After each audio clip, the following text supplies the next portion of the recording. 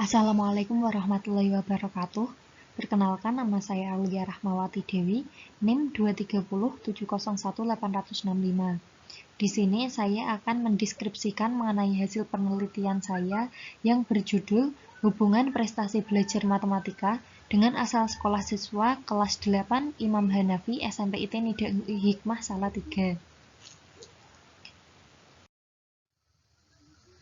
Lembaga pendidikan merupakan wadah bagi masyarakat sebagai sarana untuk melatih dan mendidik seseorang agar mampu berkembang secara efektif, terutama pada kehidupan era modern seperti saat ini. Melalui dunia pendidikan, seseorang akan mendapatkan berbagai pemahaman, pengetahuan, pengalaman, dan keterampilan yang bisa berguna untuk kehidupannya. Dalam pendidikan, prestasi belajar merupakan tolak ukur untuk mengetahui keberhasilan siswa dari proses belajar mengajar. Siswa yang mendapatkan prestasi yang tinggi, maka dapat dikatakan siswa tersebut berhasil dalam belajar.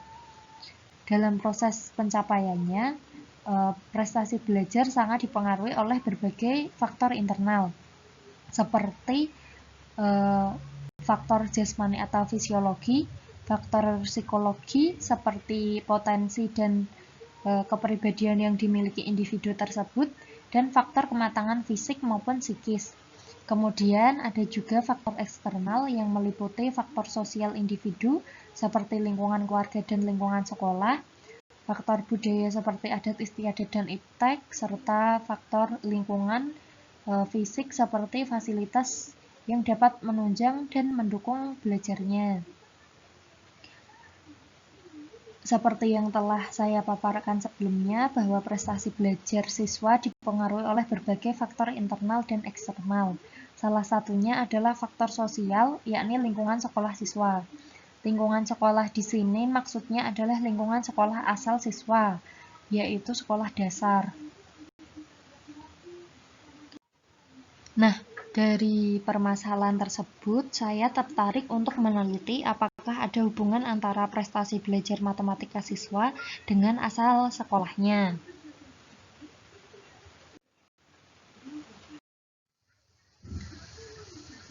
Dalam penelitian ini, populasi yang diteliti adalah siswa SMP IT Nidaul Hikmah sejumlah 194 siswa. Sedangkan sampel pada penelitian ini diambil dari siswa kelas 8 Imam Hanafi SMP IT Nidaul Hikmah sebanyak 24 siswa. Pada penelitian ini menggunakan instrumen studi dokumen, yaitu jenis pengumpulan data yang meneliti berbagai macam dokumen yang berguna untuk bahan analisis. Dalam hal ini, dokumen yang digunakan adalah dokumen data peserta didik dan dokumen rapor mata pelajaran matematika kelas 8 semester 2 tahun pelajaran 2019-2020.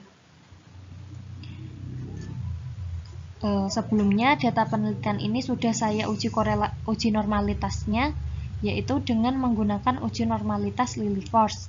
Dan hasil uji tersebut menunjukkan bahwa data penelitian ini tidak berdistribusi normal.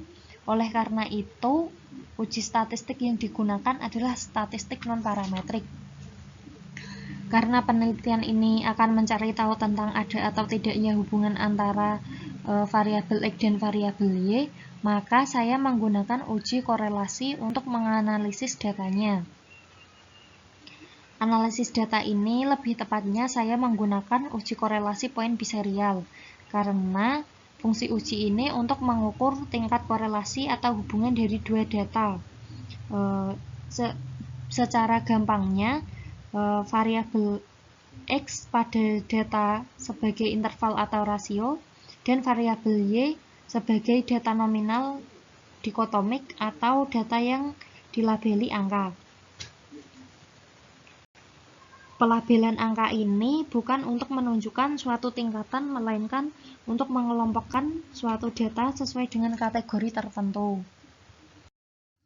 Adapun langkah-langkah uji korelasi dengan poin biserial, yaitu yang pertama, menentukan uji hipotesisnya, di mana H0 atau bisa diartikan tidak ada korelasi antara prestasi belajar matematika dengan asal sekolah siswa. Dan H1, diartikan ada korelasi antara prestasi belajar matematika dengan asal sekolah siswa.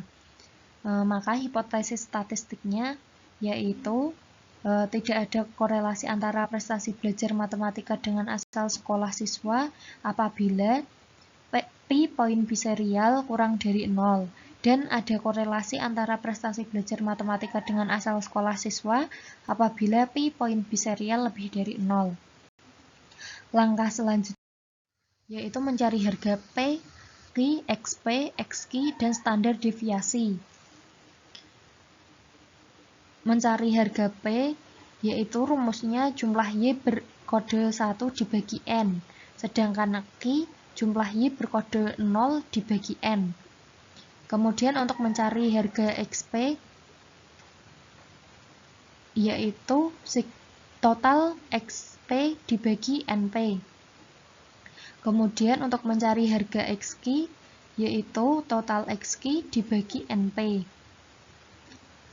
Kemudian untuk mencari harga standar deviasi, yaitu akar total X kuadrat per N dikurangi total X per N dikuadratkan. Maka hasilnya bisa dilihat pada monitor. Langkah selanjutnya, menentukan dan mengkonsultasikan harga R poin biserial. Tadi kan sudah kita cari harga P, Q, XP, XQ, dan standar deviasinya.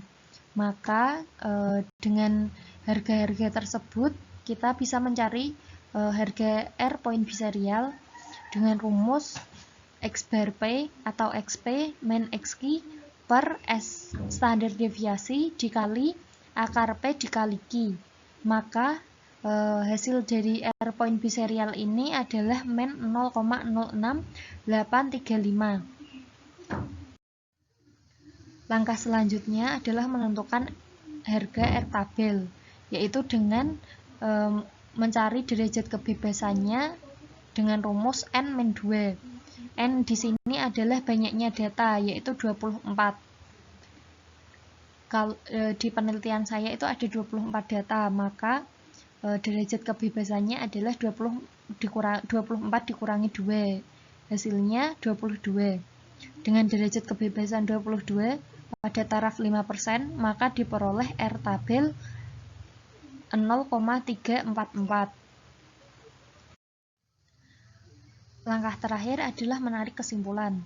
Tadi kan sudah dihitung mengenai R poin biserial dan R tabelnya, di mana R poin biserial yaitu berharga min 0,06835, sedangkan R tabelnya 0,344. Maka dari sini diketahui bahwa R poin biserial kurang dari R tabel. Oleh sebab itu H1 ditolak atau H0 diterima. Artinya tidak terdapat tidak terdapat korelasi atau hubungan antara asal sekolah dengan prestasi belajar siswa kelas 8 Imam Hanafi SMP IT Nidaul Hikmah. Terima kasih.